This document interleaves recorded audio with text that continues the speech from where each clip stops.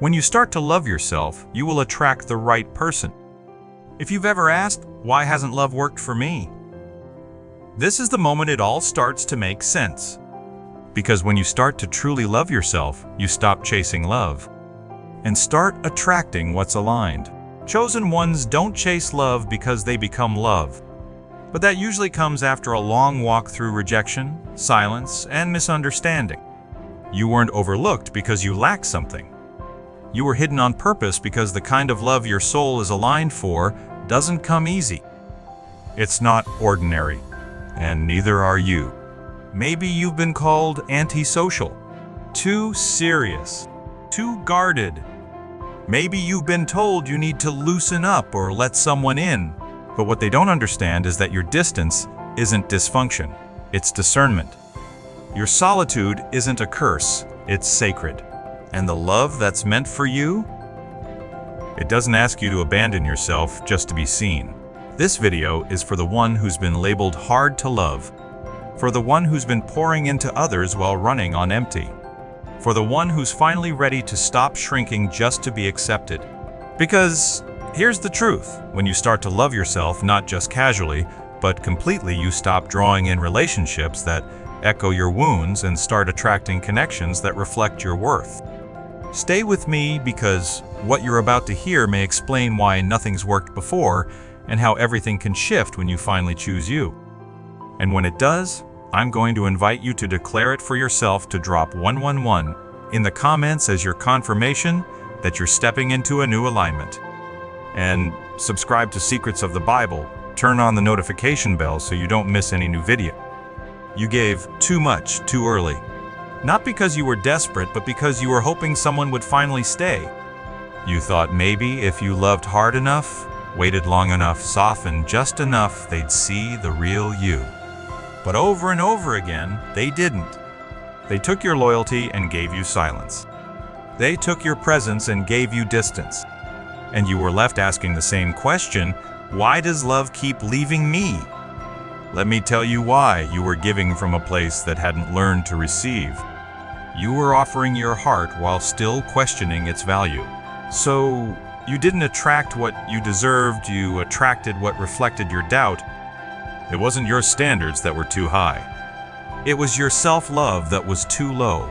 And when self-worth is unsettled, you'll confuse struggle with loyalty and emptiness with connection. You'll keep trying to love people into loving you. But that's not how real love works. Real love doesn't respond to effort, it responds to alignment. And until you align with the truth of who you are, you'll keep repeating the same pain, just with different faces. You weren't broken. You were misread. People didn't walk away because you were too much. They walked because they weren't equipped to hold what you carry. Think about it.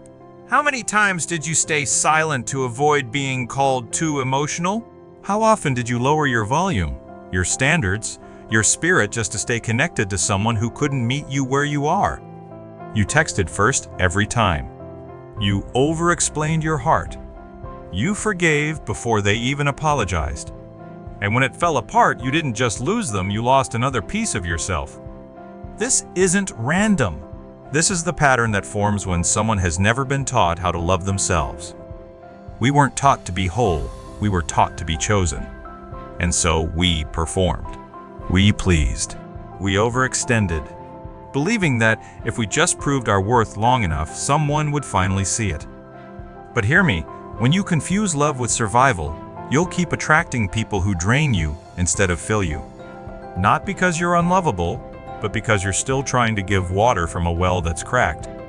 Maybe you've been called antisocial or too deep. But your quietness isn't distance, it's discernment. Your depth isn't a flaw, it's sacred. You weren't meant to be easy to access. You were meant to be discovered by the right one at the right time. Let this sink in, you weren't rejected.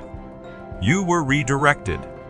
So if you've been in a season of silence, if your phone hasn't buzzed, if the dinners have been alone, if the nights have echoed a little louder, don't curse it.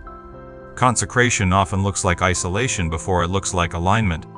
Because the more you know who you are, the less you'll tolerate love that doesn't. There comes a moment quiet but undeniable when you stop asking, "Why didn't they love me?" And you start asking, "Why did I think I had to earn it?" That's when the shift begins. You no longer chase texts. You don't shrink yourself to be understood. You stop fighting to stay in rooms that make your soul anxious. Because you realize peace isn't something you sacrifice to be loved. It's something you protect to stay whole. This is where alignment starts. Not with a partner. Not with a promise. With you. You begin to see yourself as someone worth loving fully, not in fragments. You speak to yourself differently. You stand up for yourself, even in private. And without knowing it, you begin to radiate a frequency that only the right person can hear. Because real love doesn't show up when you're performing, it shows up when you're rooted. Think about a house under construction. No one moves in until the foundation is strong.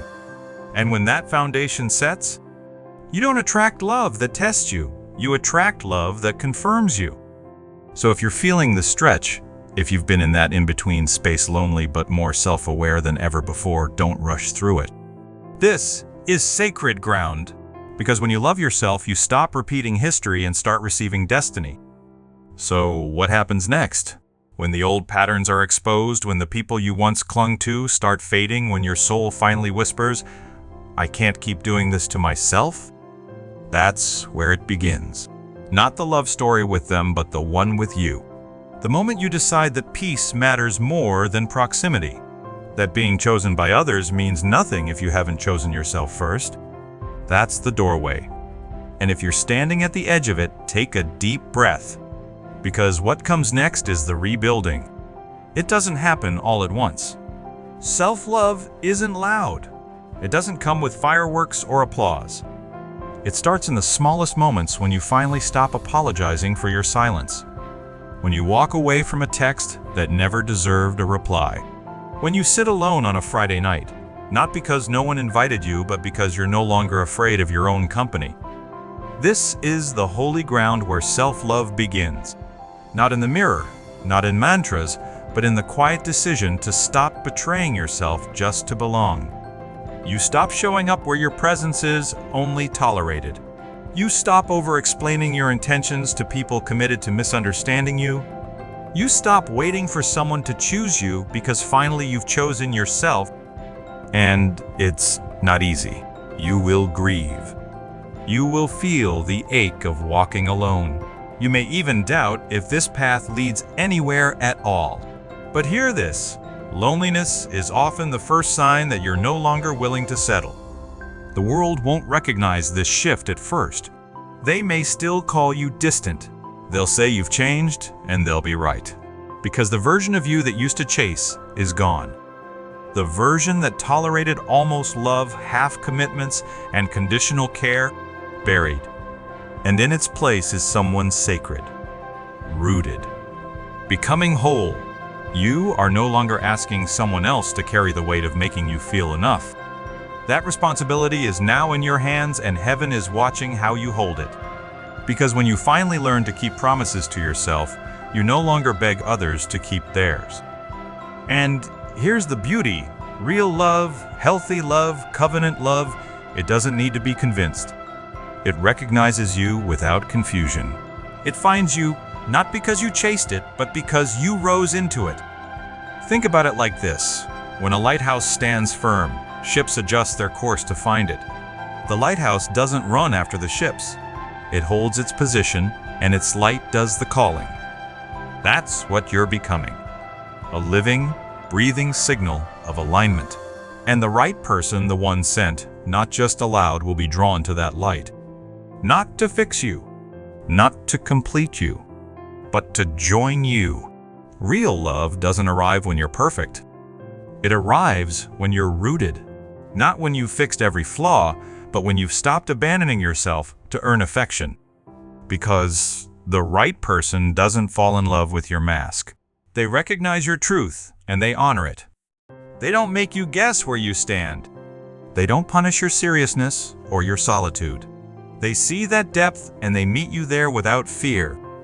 And you won't have to fight for it. You won't have to explain your heart over and over again, trying to convince someone to care.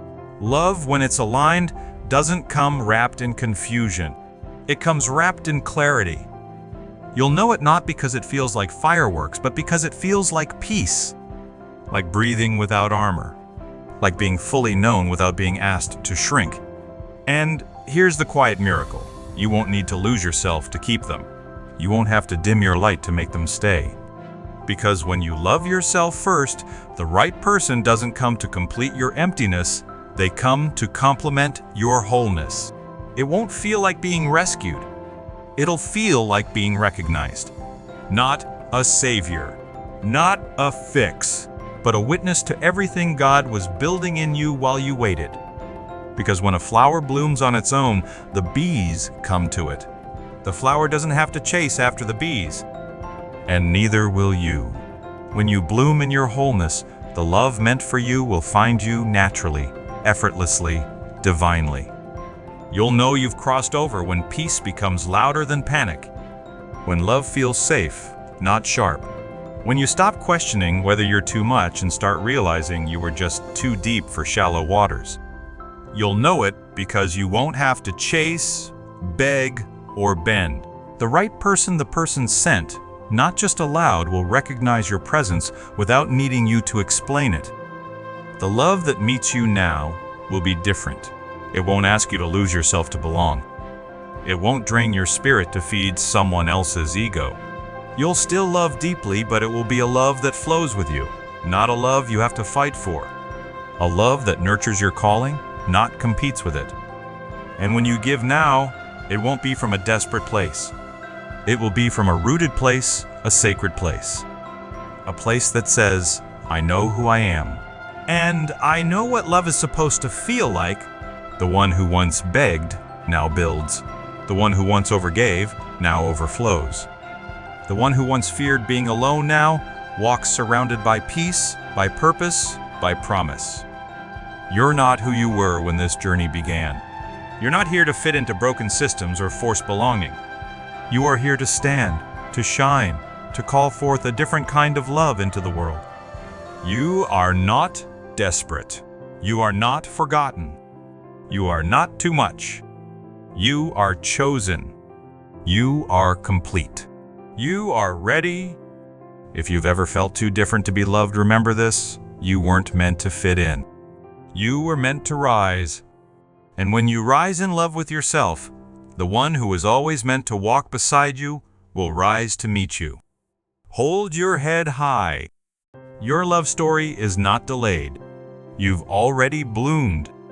Now watch what finds you. And if you're ready to keep rising, subscribe to Secrets of the Bible and stay connected, because this journey isn't over. The more you align, the more the right things will find you.